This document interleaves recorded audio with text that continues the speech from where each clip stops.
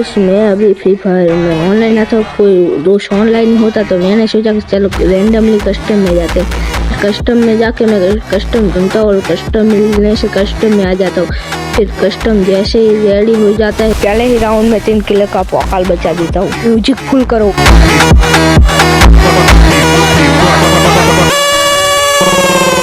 Esse é o DJ Gab, mas é da putaria. Esse é o DJ